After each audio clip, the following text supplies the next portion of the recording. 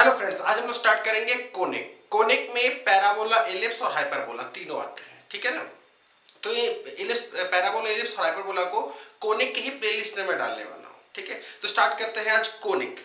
Conic क्या होता है? कोनिक उन पॉइंट्स का लोकस होता है जिसकी डिस्टेंस का रेशियो कहां से, एक फिक्स पॉइंट से और एक फिक्स्ड लाइन से हमेशा कैसा होता है? कांस्टेंट। फिक्स पॉइंट, सॉरी ये पी पॉइंट है मान लीजिए, एच कॉमा की, इसके डिस्टेंस का रेशियो कहां से? एक फिक्स पॉइंट से और उसका फिक्स लाइन से। पीएस अपॉन पीएम कैसा आता है? कांस्टेंट, ठीक है। A conic section or a conic is a locus of a moving point which moves so that the ratio of distances from a fixed point to the fixed line is constant, ठीक है। Fix point को बोलते हैं हम लोग focus और fix line को बोलते हैं डायरेक्ट्रिक्स ऑफ द कोनिक, ठीक है। तो पीएस अपॉन पीएम क्या आता है? कांस्टेंट। वो कांस्टेंट को बोलते हैं हम लोग ई, जो कि इसका नाम होता है इसेंट्रिसिटी ऑफ द कोनिक। क्या होता है? Eccentricity of the conic. देखिए ध्यान दीजिएगा, पैराबोला के लिए इसेंट्रिसिटी 1 होती है, ठीक है। एलिप्स के लिए 1 से कम होती है, ठीक है। 0 से ज्यादा ही होगी, क्योंकि 0 तो यार डिस्टेंस का रेशियो, डिस्टेंस कभी नेगेटिव तो हो नहीं सकती। तो 0 से बड़ी और 1 से छोटी, या सीधे सीधे बोल दीजिए 1 से छोटी। इस तरह से एलिप्स के लिए हो गया। हाइपरबोला के लिए इसेंट्रिसिटी 1 से बड़ी होती है। दो लोगों के लिए और याद रखिएगा, सर्कल के लिए इसेंट्रिसिटी 0 होती है और दो पैरेलल लाइंस के लिए इसेंट्रिसिटी इंफिनिटी होती है, ठीक है। अच्छा देखिए, हमने क्या किया, हमने लोकस निकाला तो हमने इसको h कॉमा के मान लिया। इसकी डिस्टेंस यहां से और इसकी डिस्टेंस यहां से, ps upon pm is equal to this. ये उठ के इधर आ गया। ps कितना होगा? Under root h minus alpha का square plus k minus beta का square is equal to e times ps अब pm, इसको उठा के इसके अंदर रखा, मॉड ले लिया a h plus bk plus c upon under root a square plus b square. अब देखिए मैंने h की जगह पर अल्फा, सॉरी h की जगह पर x और k की जगह पर y से रिप्लेस कर दिया, तो और इस दोनों साइड स्क्वायरिंग कर दिया तो ये आ गया, ठीक है। ये हमारी क्या है? ये हमारी है कोनिक की इक्वेशन। ये हमारी कोनिक की इक्वेशन। कोई फॉर्मूला नहीं याद रखना यार आप लोग को। अगर आपको कभी भी डायरेक्ट्रिक्स दी जाए, फिक्स पॉइंट दिया जाए, लोकस और इसेंट्रिसिटी तीनों दिए जाए, तब आप लोग इस तरह से ps upon pm is equal to e, ये उठ के इधर गया और फिर उसके बाद इसको अप्लाई करके इस तरह से सॉल्व करके आप इक्वेशन निकाल सकते हैं कोनिक की। इसको अगर आप सॉल्व करें तो एक जनरल सेकंड डिग्री इक्वेशन के फॉर्म में आएगा कुछ इस तरह से, ax square plus 2hxy plus by square plus 2gx plus 2fy plus c equal to 0। इसमें आप क्या करो, अगर पहले आप सबसे पहले निकालो डेल्टा। डेल्टा याद है, मैंने पेयर ऑफ स्टेट में बताया था, a b c h h g g f f, ठीक है। ये डेल्टा होता है, ठीक है। अब अगर ये 0 आता है तो ये लाइन, ये पेयर ऑफ स्ट्रेट लाइन क्या रिप्रेजेंट करेगी? एक लाइन। अगर ये डेल्टा 0 नहीं आता और a बराबर b, मतलब coefficient of x square and y square दोनों इक्वल होते हैं और h 0 होता है तो वहां पर सर्कल होता है। पैराबोला के लिए h स्क्वायर डेल्टा 0 नहीं होना चाहिए और h स्क्वायर बराबर ab होना चाहिए। एलिप्स के लिए डेल्टा 0 नहीं होना चाहिए और h स्क्वायर की वैल्यू ab से छोटी होनी चाहिए। इसी तरह से फॉर हाइपरबोला डेल्टा 0 नहीं होना चाहिए और h स्क्वायर बड़ा होना चाहिए ab से, ठीक है। चलिए कुछ क्वेश्चन की प्रैक्टिस करते हैं। 3 क्वेश्चन अपने पास। पहला question, the name of conic represented by this, ठीक है। अब देखिए ऑप्शन में क्या दिया गया है, सर्कल, एलिप्स, पैराबोला, हाइपरबोला। अब पेयर ऑफ स्ट्रेट है नहीं तो डेल्टा में चेक करने की जरूरत नहीं। अगर आप चाहो तो चेक कर लेना, डेल्टा मैंने चेक किया था, डेल्टा 0 आ रहा था, 0 नहीं आ रहा था मतलब। अच्छा उसके बाद a बराबर कितना है भाई इसका? 13, b है 37 और c कितना है भाई? h कितना है भाई? -9। अच्छा h स्क्वायर यानी कितना जाएगा? 81। इन दोनों का प्रोडक्ट 81 से ज्यादा आने वाला है, यानी h स्क्वायर कैसा होगा? छोटा होगा ab से, ab बड़ा होगा। ये कंडीशन किसकी थी? एलिप्स की, ठीक है।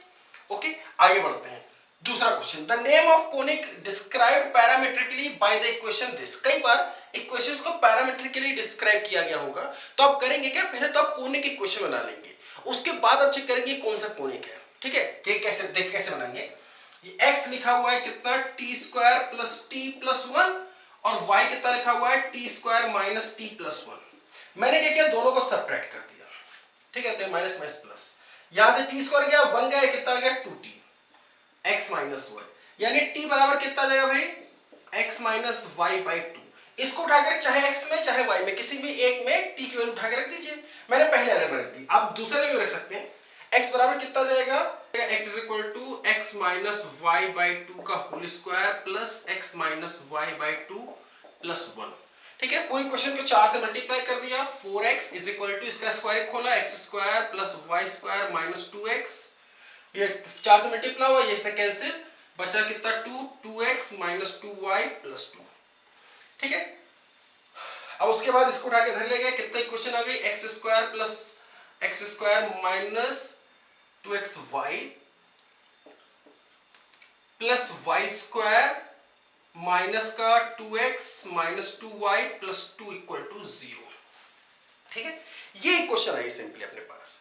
अच्छा, ऑप्शन में चेक कर लीजिए, ऑप्शन में पैराबोला, एलिप्स, हाइपरबोला और सर्कल दिए गए, मतलब डेल्टा अगर आप इसका चेक भी कर लो तो नॉन जीरो आने वाला है। ठीक है, चेक करने की जरूरत भी नहीं है क्योंकि ऑप्शन में ही नहीं है। ओके, अच्छा उसके बाद यहां पर a कितना है भाई, a इसका है 1, b भी है इसका 1 और h भी कितना है -1। h स्क्वायर करें तो कितना आ जाएगा, h स्क्वायर हो जाएगा 1, यानी h स्क्वायर बराबर हो जाएगा ab की। ये कंडीशन किसकी थी, पैराबोला की। किसकी थी कंडीशन, पैराबोला की। अगला question, find the equation of conic whose focus is this -1, 0, directrix is this and eccentricity is this। तो PS अपॉन PM E, ये उठ किधर आ गया, TS eccentricity जो कि आपको 1/√2 दी गई है, PM P मान लेते हैं h कॉमा के, फिर h पर x और k पर y से रिप्लेस कर देंगे। तो h कॉमा k से की डिस्टेंस यहां से √h माइनस माइनस प्लस 1 का स्क्वायर प्लस k माइनस 0 यानी k square is equal to 1/√2। h comma k की परपेंडिकुलर डिस्टेंस कहां से, यहां से 4h minus 3k plus 2 upon √4 square plus minus 3 का स्क्वायर। अब मैंने क्या किया, h की जगह x और k की जगह y रखा, दोनों से को स्क्वायर भी कर दिया। करो भाई, x प्लस 1 का square plus y square is equal to 1/2, 16 और 9 25, 25 का स्क्वायर रूट 5, उसका स्क्वायर कितना गया, फिर से 25, 25 दूनी 50, चलिए यहाँ तो 25 ही रख देते हैं, 25 4x माइनस 3y प्लस 2 का होल स्क्वायर, 25 दूनी 50, 50 से क्रॉस मल्टीप्लाई क्या करो भाई जरा सा, 50x square plus 2x plus 1 plus 50y square is equal to इसका स्क्वायर खोला भाई 16x square plus 9y square plus 4, फिर 2 टाइम्स यानी कितना 24xy minus 4 12 12y plus 16x। ठीक है, इस पूरे इक्वेशन को उठा के इधर ले आती है, तो ये 50x स्क्वायर में से 16x स्क्वायर माइनस होगा, कितना बचेगा 34x स्क्वायर, xy वाला टर्म इधर है, माइनस उठ के आया प्लस का, माइनस का 24 को लिख दिया 2 × 12xy, क्या जरूरत है 24xy। ठीक है, उसके बाद ये 50y स्क्वायर में से 9y स्क्वायर माइनस होगा, कितना बचेगा 41y स्क्वायर। उसके बाद ये 100x में ये 16x माइनस होगा तो प्लस का 84x, उसके बाद y वाला इधर y है नहीं, ये उठ के प्लस 12y एंड देन 4 इधर है, इधर 50 है, 4 माइनस हुआ तो कितना बचेगा भाई प्लस का 46 इज इक्वल टू 0। ये उस कोने की क्वेश्चन आ गई जिसका डायरेक्ट्रिक्स होगा ये, फोकस होगा ये और सेंट्रिसिटी होगी ये। ठीक है, चलिए आगे बढ़ते हैं। देखिए अभी तक हम लोगों के ध्यान में 3 टर्म्स आए हैं, एक है डायरेक्ट्रिक्स, एक है फोकस और तीसरा है एसेंट्रिसिटी। इसके अलावा 6 टर्म्स अभी और आने बाकी हैं। ठीक है, देखिए अपने को क्या क्या दिया गया है, एक तो डायरेक्ट्रिक्स के बारे में बताया गया है, एक फोकस के बारे में बताया गया है। ठीक है, मान लीजिए ये इतना होने के बाद PS/PM एसेंट्रिसिटी भी दे दी और कोनिक कुछ इस तरह से आया है, आगे क्या होगा पता नहीं इसलिए मैंने डैश कर दिया। पैराबोला, एलिप्स, हाइपरबोला में से कुछ भी हो सकता है। पहला आता है हमारा एक्सिस। ठीक है, एक्सिस क्या होता है, एक्सिस वो लाइन होती है जो कि डायरेक्ट्रिक्स के परपेंडिकुलर होती है और फोकस से पास करती है, ऐसे फोकस से पास करने वाली और डायरेक्ट्रिक्स के परपेंडिकुलर लाइन क्या कहलाती है, एक्सिस।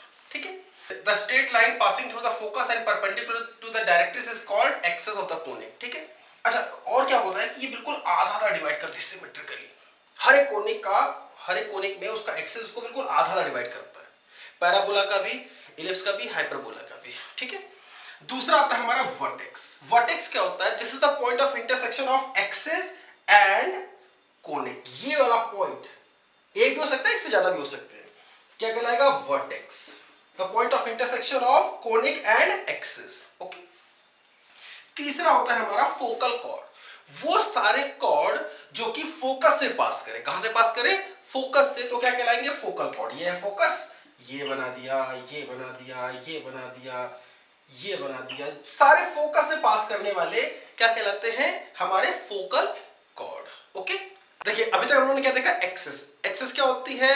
डायरेक्ट्रिक्स के परपेंडिकुलर फोकस से पास करने वाली, ठीक है, और वो कोनिक को बिल्कुल सिमेट्रिकली आधा आधा डिवाइड करती है। दूसरा हम लोगों ने सीखा vertex. Vertex is the point of intersection of conic and axis. तीसरा सीखा फोकल कॉर्ड। फोकल कॉर्ड क्या होता है? फोकस से पास करने वाली सारी कॉर्ड्स, ठीक है।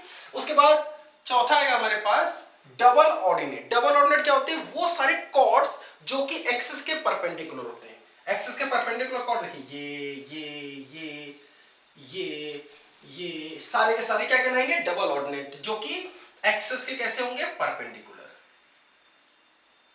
ठीक है। अच्छा, ये जो फोकस पर जो आपने परपेंडिकुलर खींचा है वो क्या है? फोकल कॉर्ड भी है और डबल ऑर्डिनेट भी है, ठीक है। उसके बाद हमारा पांचवा आएगा latus rectum. Latus rectum conic का वो फोकल कॉर्ड होता है, ये भी एक कॉर्ड ही है, ये भी एक कॉर्ड होता है जो कि फोकस से पास करता है, यानी फोकल कॉर्ड भी होता है, एंड एक्सिस के परपेंडिकुलर होता है, यानी डबल ऑर्डिनेट भी होता है। मतलब वो कॉर्ड ये कॉर्ड जो कि फोकल कॉर्ड भी है और डबल ऑर्डिनेट भी है, फोकस से पास करने वाली और एक्सिस के परपेंडिकुलर लाइन, ये हमारी क्या कहलाती है? लेटस रेक्टम, ठीक है। Latus rectum is double ordinate भी होती है और फोकल कॉर्ड भी होती है, ठीक है। उसके बाद सेंटर। सेंटर क्या होता है? देखो मैंने पेयर ऑफ स्ट्रेट लाइन बताया था, एक कोनिक है, मान लीजिए s इज इक्वल टू 0, उसमें del s by del x is equal to 0 and del s by del y equal to 0। इसका सॉल्यूशन हमें क्या देता है? कोनिक का centre. For the pair of straight line के लिए वो पॉइंट ऑफ इंटरसेक्शन हो जाता है, ठीक है। In pair of straight line के लिए ये पॉइंट ऑफ इंटरसेक्शन था, बाकी कोनिक्स के लिए ये इसका सॉल्यूशन क्या होगा? हमारा इसका सॉल्यूशन क्या होगा? सेंटर ऑफ द कोनिक, ठीक है। इस पार्ट में इतना रखता हूं, अगले पार्ट से मैं आप लोगों को पैराबोला पर वीडियोस बनाना स्टार्ट कर दूंगा, ठीक है। तो आप लोग इसको अच्छी तरह से सारी चीजों को देख लीजिए ताकि आपको बाकी चीज सब सीखने में आसानी मिले, ठीक है। चलिए मिलते हैं अगले वीडियो के साथ में, बाय बाय।